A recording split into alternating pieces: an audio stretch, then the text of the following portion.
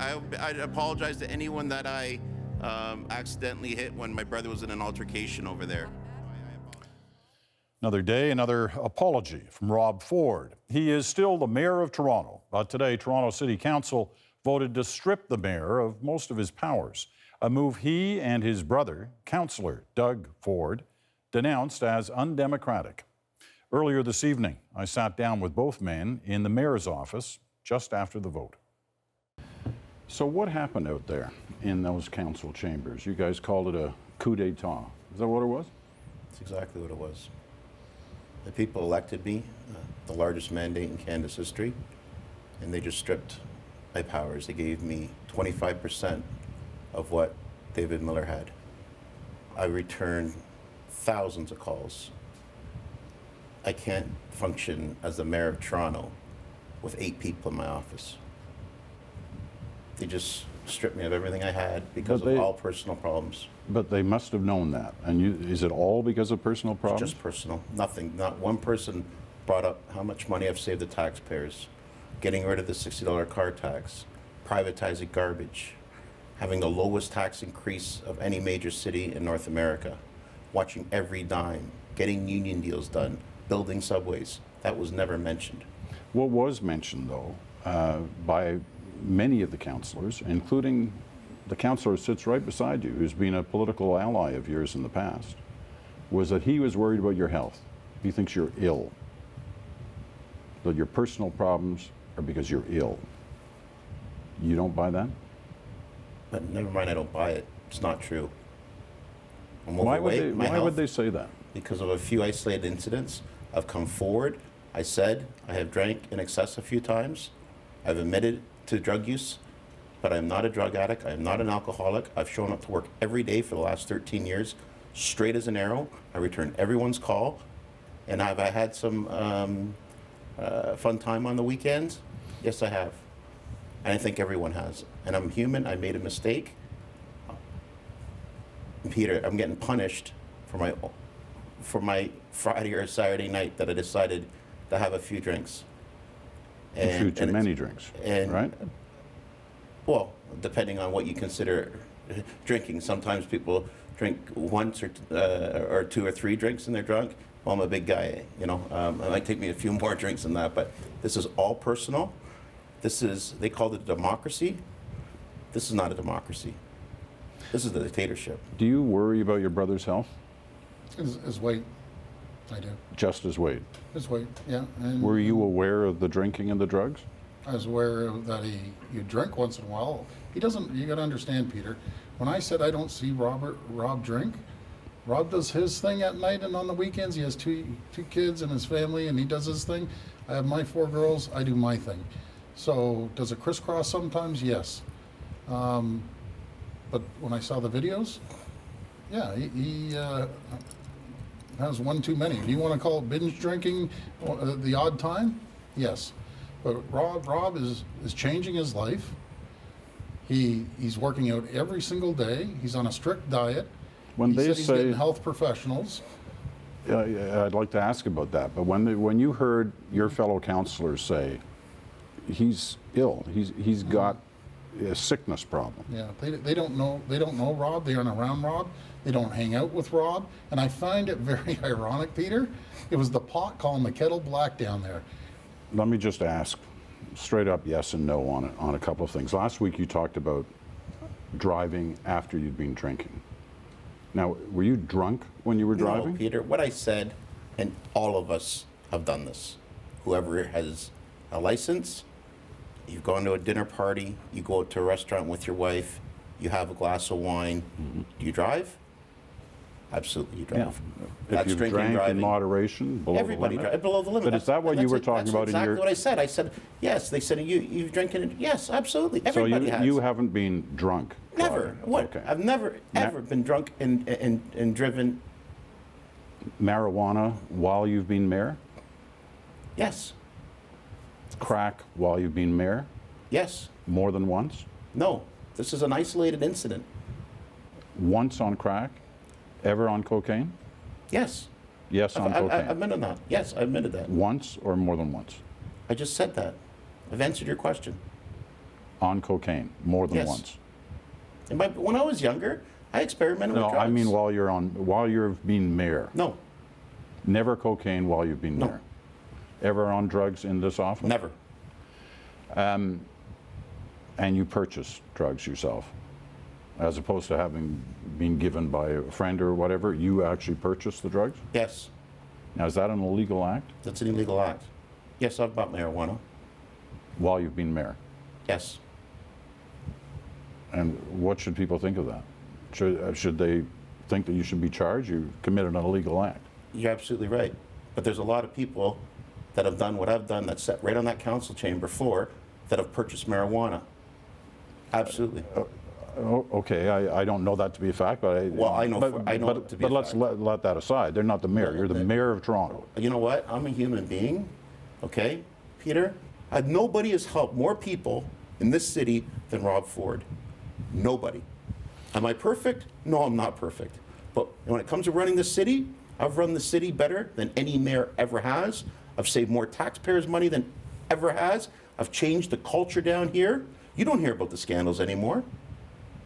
Well, I mean, the whole world's hearing about what they think is a scandal right now with you. I mean, a money scandal. Compare No, I compare hear us you. to the provincial government. Yeah. $1 billion scandal. That's criminal. The Senate up in Ottawa. That's criminal. In my personal opinion, that's criminal. There's not one time, Peter, not one time you'll ever find me stealing a dime of taxpayers' money. Ever. Okay. You've mentioned, and your brother's mentioned, how you are seeking help for some of your issues, that you've got professional health care helping you. Can you tell us, No. what does that mean? That means I'm dealing with professionals. Are you dealing on, is it your weight? Is it drugs? Is it alcohol? What I'm is dealing it? with my health issues. And that's what my Are doctor all advised three me. of those health issues? No, I would say my excessive drinking at times, I don't do drugs, and my health and my weight. I'm training every day. I haven't touched a drop of alcohol in 3 weeks, and I don't do drugs. The last time you did drugs was, A year ago sometime. would it have been this incident with the crack? Probably, yes. Probably in and around a year. I don't know exactly when it was, but probably in about a year ago. Do you remember anything about that night? I haven't seen the video. I don't know. I was probably pretty inebriated. Very inebriated. You heard about the St. Patrick's Day bringing up 2 years ago. You know what happens when you get to a certain point? When you're very, very inebriated? You remember this, you might not remember that. There's this point, I hate to say it, there's this blackout period that I think we all have gone through. As a teenager, going to university, some people drink to excess. Again, some people are perfect. I'm not. I got caught. I admitted it. I came forward and said, yes, I have. And now I'm getting punished for telling the truth. Alexandra Lisi, how does a guy with a criminal past like that end up working on your personal staff? He didn't work on my personal staff. Well, he was a part-time driver, And right? he's in front of the courts right now, and I'm not going to comment about Mr. Lisi. You won't talk about how he ended up driving your car? He's in front. He's in front of the courts now, and I cannot talk about Mr. Lisi. What about the police investigation? My lawyer has advised me, do not be interviewed by the police. And what would that be based on? Why would you You not talk to my lawyer. Dennis Morris is the top criminal lawyer in Canada, and he said you do not talk to the police. You can talk to Dennis Morris about that. But what kind of signal does that send, do you think? Talk to my lawyer, Dennis Morris, about that. I cannot talk about anything before the courts. What's your sense of what this signal is to the rest of the world about Toronto? Not only do you know the reporters have been here, you have kind of embraced it. You've been doing interviews with organizations from around the world. You've seen what's been put on late night television. What do you make of that? Well, obviously, it's one of the biggest stories in the country. We want to get our message out. Who would ever think, as I said before you came in here, Peter, the first interview we actually did, a sit down. We haven't done a sit down with any other media outlet in the world, including CNN. We didn't do the sit down. We picked Peter Mansbridge from CBC. Who would ever think that the Fords would have CBC in here first over anyone? No one. Has the media been fair? No, they haven't. And it's not just the Ford brothers saying that. It's very obvious that the Rob's been under siege, under attack by the media from day one. From day one, when their man never won, we're just under siege. What happened today, in our opinion, in our lawyer's opinion, George Rusty, he wrote the statute. This is political. He told us he's never seen anything like this before. So are you going to fight it? Absolutely, we're going to fight it. 100%. But Peter, they went ahead, and this is the worst day in Canadian history for democracy. Let's put the personal issues aside. We got to take that to the side. This is about the future of the city, that if they don't like the future mayor, they take the powers off. If all this was political, did you play into their hands by your personal actions?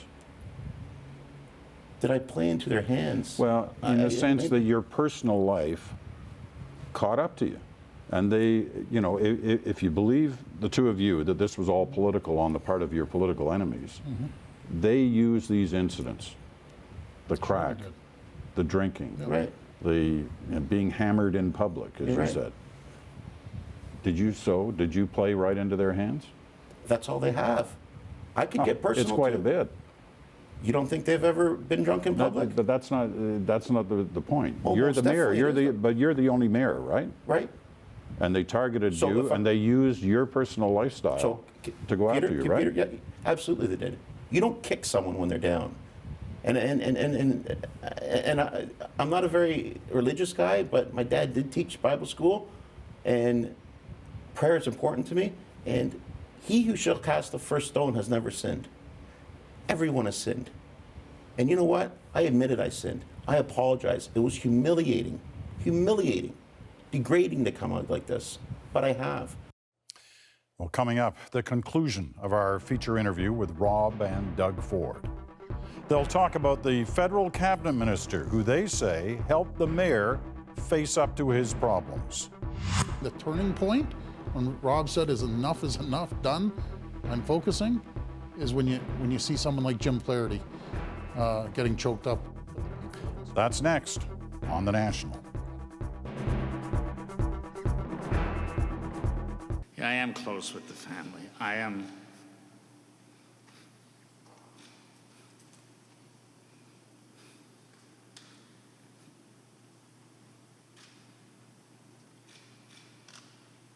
He'll have to. The mayor will have. I mean, at the end of the day, he has to make his own decision about what he ought to do. All right, a moment ago, you talked about not kicking a guy when he's down. Right. Are people who are friends of yours kicking you while you're down? No, I want to thank, there's thousands and thousands and thousands of supporters out there that are behind me. I understand the supporters. But I've if seen you're them. calling these people friends on council, No, I'm not just talking about them. I'm talking about others. I'm talking about your equivalents in public life who've been close to you when they looked for your support. yeah, Have they been there for you? absolutely. Absolutely. Every single person has called me friends, family, complete strangers. Okay, I get it with the fans, and I understand that, and people coming up to you on the street. I'm talking about people who you work with in politics. The Conservative leader in Ontario, has he called and given his support No. to you? And you feel bad about that?